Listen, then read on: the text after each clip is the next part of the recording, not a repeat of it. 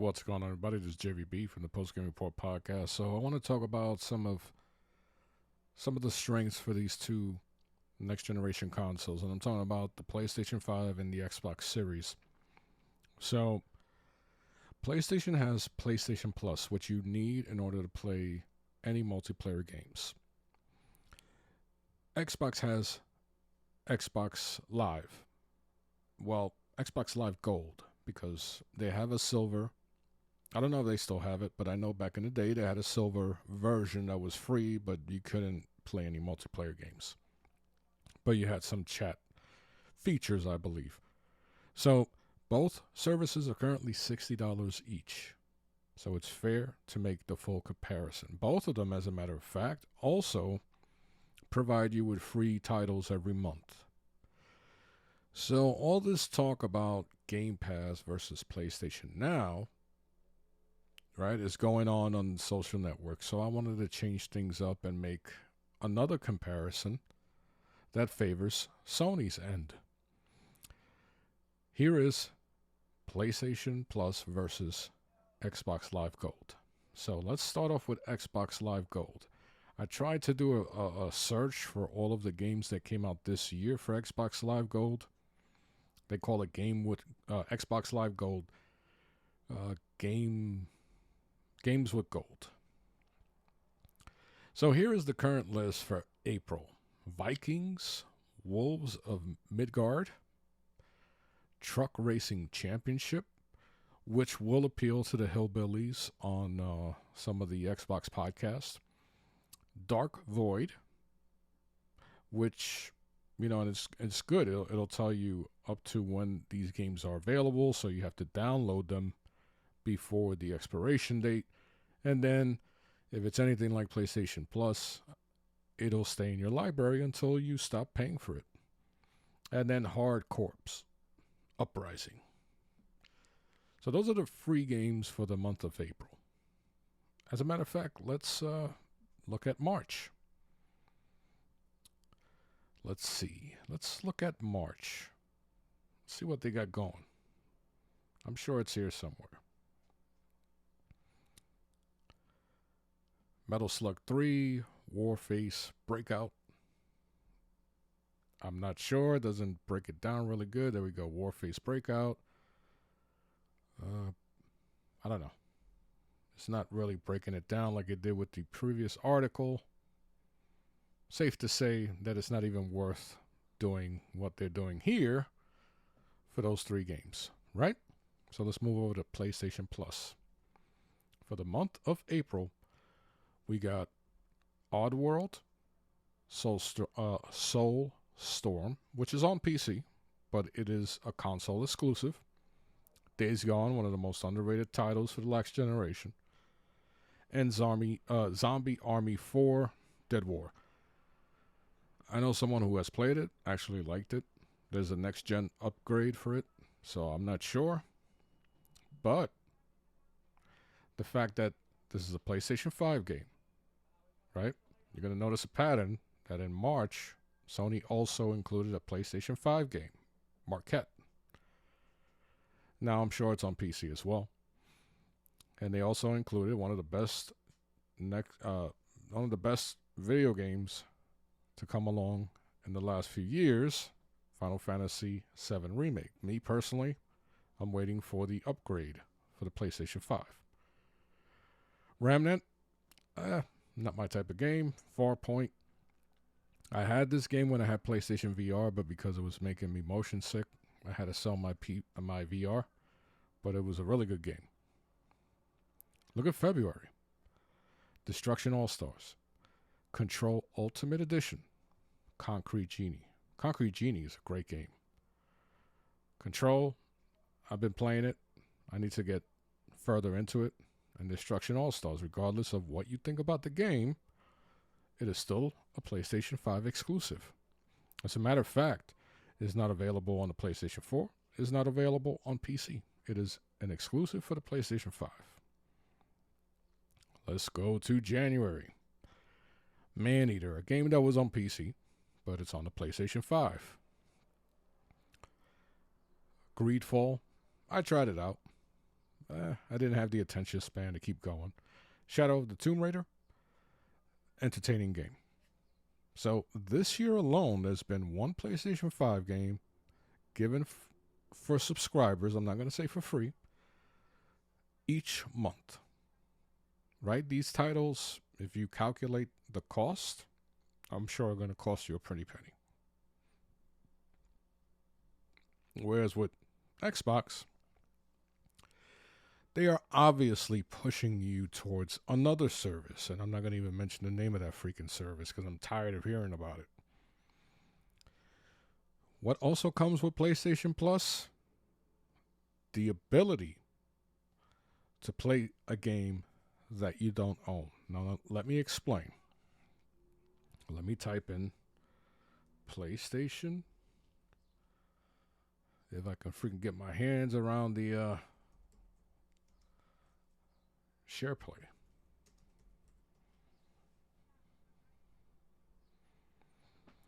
Now, SharePlay, and this is the fault of Sony, nobody else's. SharePlay, read what it says here. You can SharePlay to play with a friend as if you were in the same room. It allows you to invite a visitor to view your screen for up to 60 minutes a session. If you are stuck in a game or want the visitor to try a game, SharePlay allows you to hand over your controller to a visitor, of course, through the internet, so that they can play instead of you.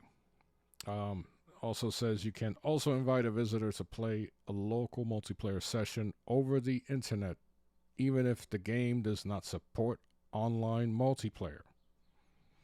The visitor does not need to own the game to use SharePlay. So this is a feature that Sony, for some reason, doesn't really highlight. It's a key feature that should be talked about more often. And I've used this. I've used this to play MLB The Show, John Madden. And I think there was one horror game that I was watching somebody play because I was like, I'm not going to play that shit. I don't have the balls to. So this is an advantage that Xbox Live doesn't have. As a matter of fact, neither does that other subscription service that Microsoft offers. They don't have that either. Oh, you know what else Sony has? Let's find out. That comes with PlayStation Plus. All right. Remote play. Remote play. And I'm going to read what remote play actually does for you guys who champion what Microsoft is doing with their subscription service. Let's see. Your favorite PlayStation games on more screens. Stream your PlayStation games from your console to your phone, tablet, laptop, desktop, PS5, or PS4 console. Remote play cannot be used with mobile devices, cellular data network. Okay, so you need internet, which is, common. So it says stay in the game. Play your favorite games on PS5 and PS4 consoles. Pause the action and switch to another device on your broadband network without being tied to the television. PS Remote Play is available on Android smartphones and tablets, iPhone or iPad, Windows PC and Mac, as well as your PS5 and PS4 consoles. It used to be available on the PlayStation Vita.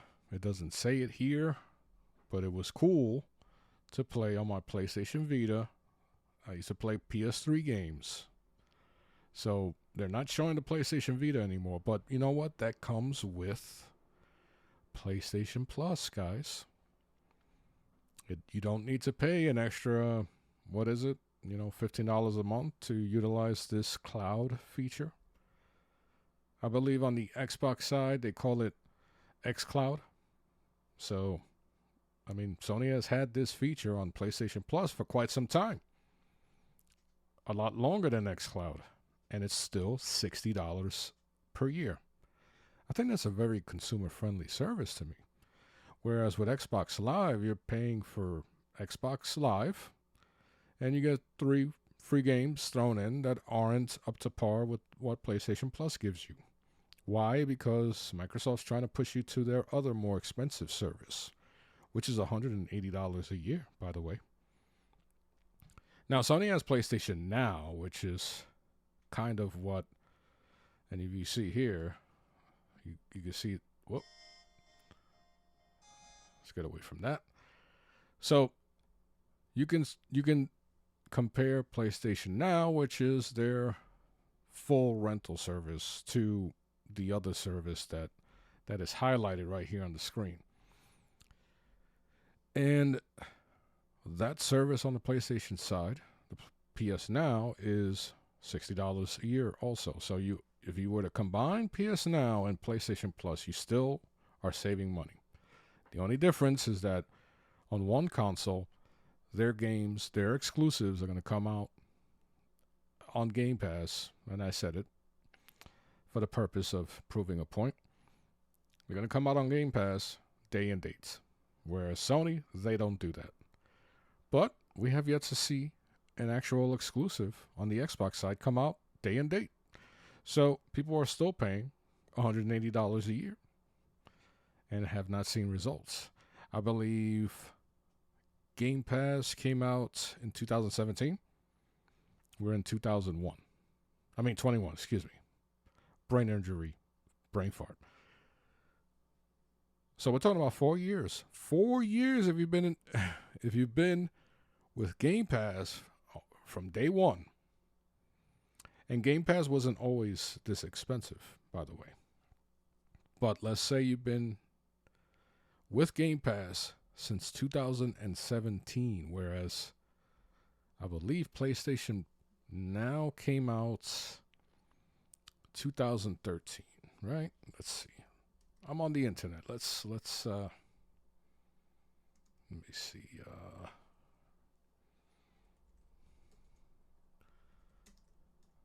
I'm on a freaking weird angle, so I'm trying to type underneath my mic. So let's see. It released. This is not going to prove anything right here. This is not going to prove nothing. Let's see. PlayStation Now. Let's say in the U.S., according to this right here.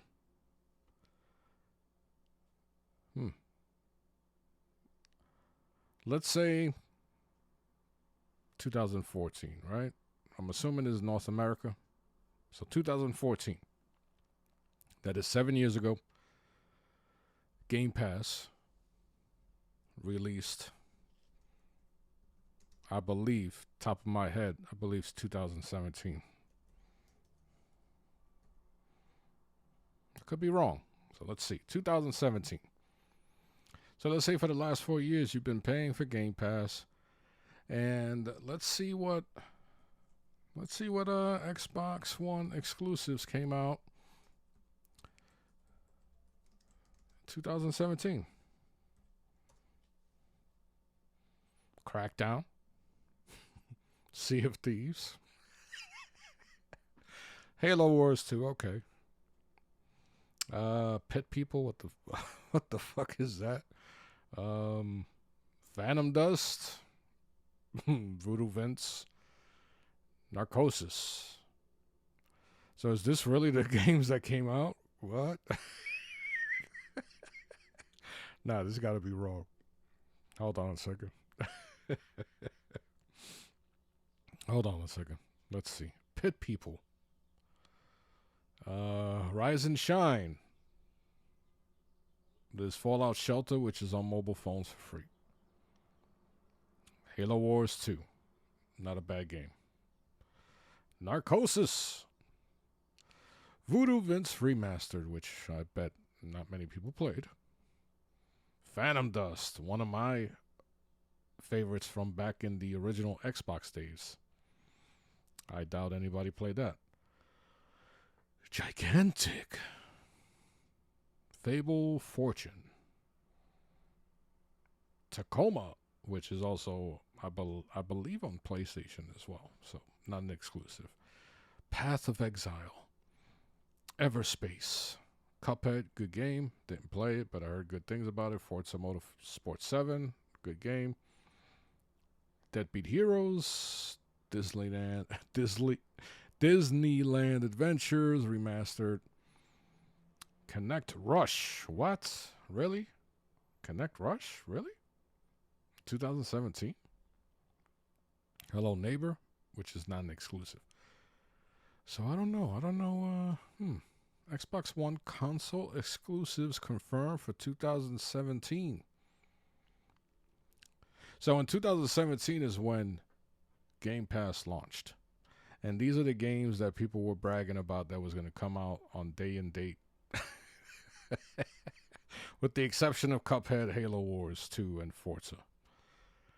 So, I can keep going. I could look at 2018. I could look at 2019, and then determine like which games are.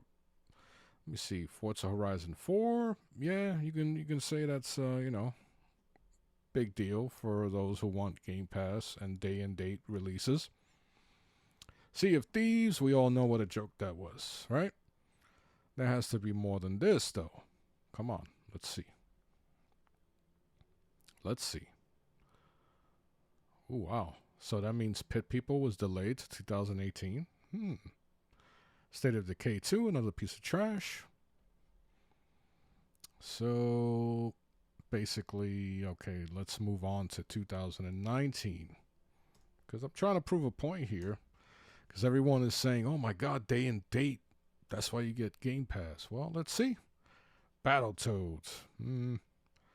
Crackdown 3. Let's not even go there. Gears of War 5. Not a bad game. Ori, the best out of this list. Definitely. Cuphead. It's already, well, I guess Cuphead was delayed, maybe? I'm not sure. Could be. Let's see. Battletoads. Wasn't Battletoads in the 2018 list? So was Cuphead. Crackdown 3. All right. Gears of War 5. Not a bad game, but Ori and the Will of the Wisp. I heard a lot of good things about it. Let's go to 2020, folks.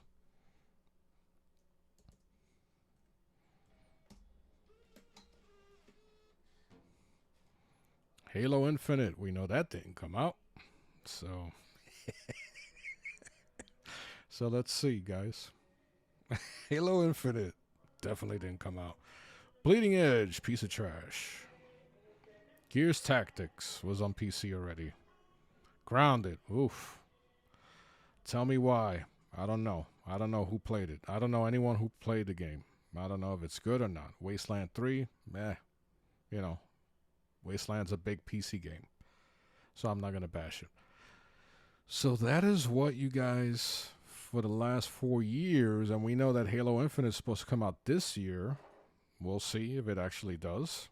So far, you guys have been paying hundreds of dollars for those list of games I just showed you. And you guys want to talk about, you guys want to enforce or preach this labor. I mean, excuse me, labor. I don't know what the hell that, brain fart again, So these same people who have been, championing this Microsoft strategy are the ones trying to preach value to us. Meanwhile, they've been spending hundreds of dollars a year and have yet to receive that value. Now, honestly, the fact that the show, MLB The Show 21, is coming out on Game Pass day and date, and so has the other game that came out recently that is a loot shooter. Those are two games that are coming out day and dates and not on the competing PlayStation side. So that's an advantage, definitely. So if you spent hundreds of dollars since 2017 just to play these two games that are coming out, MLB The Show and the other one that just came out, Observer, I believe. I don't even know. Not a game that I'm really interested in. So that's two games right there, right? One is $70, the other one probably $60. So you're looking at $130 if you decided to buy those games, as opposed to let's say 180 times four. That's a lot of money, guys. And then you're gonna spend 500 on a new console just to play the list of games that I showed you that's already available on the previous gen and play just fine. Please don't preach value. You're really bad at it. Now, the one thing I want to say in regards to what people want, and it's not a lot of people, it's just a small demographic of people who are saying that Sony needs to respond, blah, blah, blah. Sony doesn't have to respond. They have been responding the way they always respond, and that is by bringing out quality games. There is one fact that you cannot deny, regardless of which console you prefer. Sony has brought out every month a PlayStation 5 title, regardless if you like the games or not. Regardless, you cannot argue. If you look at this list since January, you have a game included in PlayStation Plus. And then this month, we have Returnal coming out. We've had more games on the PlayStation 5 than the competing console, the Xbox Series. That is a fact no one can take away. And then there are people who are saying there's a drought, there's nothing to play. But here's, Oddworld, Maquette, Destruction All-Stars, and even Control, the updated edition for the PlayStation 5, Maneater. You could play these games. I don't know what the hell people are talking about, when they say there's a drought. I mean, really, I don't understand what people want. It's okay to say that, there's a drought of games that you like to play, but people don't include that part. They say there's a drought. There's only a drought because there's not games. There aren't games out there that you want to play. People tend to leave out the most basic part of the equation that fills out the entire story. Instead, they say a part of the story, and then when people approach them with a rebuttal or question their thought process, they get offended. Instead of just saying, look, I prefer a certain type of game. The games that are currently out for these consoles, I don't necessarily like. So for me, the type of games I like to play, they're not out yet. And therefore, I have a drought. Not, there's a drought on the PlayStation 5, because there isn't. There isn't. So anyway, I hope you enjoyed this video. Oh, also, before I wrap up, when you're in sales, and I used to be in sales, when you're in sales, the main thing you want to do for the product you are selling is to highlight its strengths. So for the Xbox Series, what Microsoft was highlighting first was its power narrative. If you notice, they have stopped talking about the power narrative. If you notice what they are doing now, what the hell is this crap I'm watching? If you notice what they are doing now is they're focusing on Game Pass, because it's the only thing they consider to be a strength over the competition. That is the only reason why they are pushing Game Pass, because it's the only thing that they can try to attract new consumers, not its current consumer base. They already got you guys. They want to bring in new consumers, and that is with sales, regardless of what you're selling. That is the goal. Bring in new consumers, new customers, and hold on to the ones that you currently have. So, that is why Microsoft is pushing Game Pass. And with Game Pass, if it becomes a successful product and they can get a lot of software in there, then they'll make it a service and forget about the hardware. And you know what? That makes sense. I'm not going to bash them for it. That makes perfect sense. Make it a service, put it on a bunch of different platforms, and call it a day. Because they killed the power narrative, and all they have right now is Game Pass. They're not even promoting games. That's a telltale sign that something is wrong. So for all the acquisitions they've made, all the noise they're making about Game Pass, at the end of the day, it does not negate what Sony is doing and what Sony has done so far this generation. So people need to look at the big picture and stop pretending to know that they know what the fuck they're talking about, because they don't. It's just a bunch of people talking shit.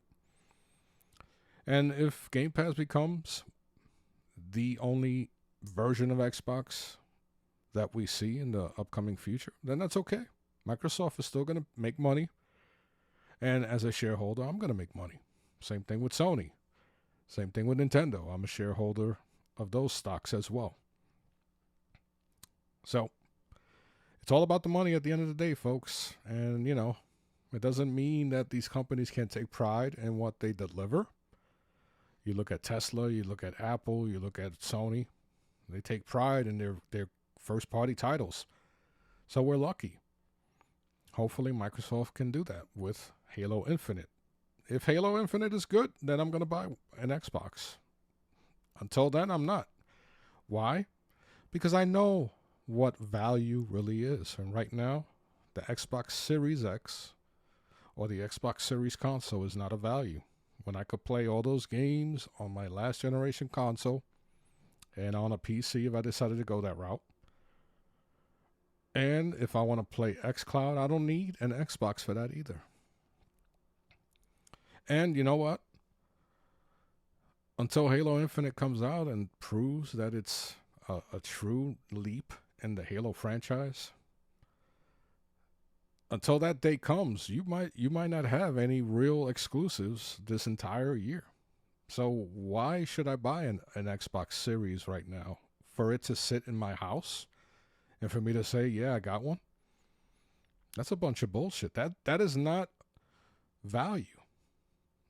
That's just bragging rights and ignorance. It's okay to own one. It's totally fine if you decide, I want to buy me an Xbox Series X over a PlayStation 5. That's cool. But don't preach value. Because at the end of the day, when you really look at the value, it's right here. It's right here on PlayStation side. You get SharePlay. You get these great games every month. And there's always a new generation game thrown in there every month for $60. Where on the other side, you have to pay $180 to utilize Game Pass to its fullest potential. Plus, you got to buy a $500 console. Well, actually, you don't. You don't. See, that's the problem. People are pushing that narrative. You don't. You can be totally fine if you have a PC or an Xbox One, and you could utilize Game Pass like that. So that's that. Whereas Sony, if you have PlayStation Plus, you can't play Maneater. You can't play Maquette. You can't play Oddworld on a PS4. So that's that. Anyway, I hope you guys enjoyed this video. Let me know in the comment section what you think. Until next time, I'm JVB. I'll talk to you.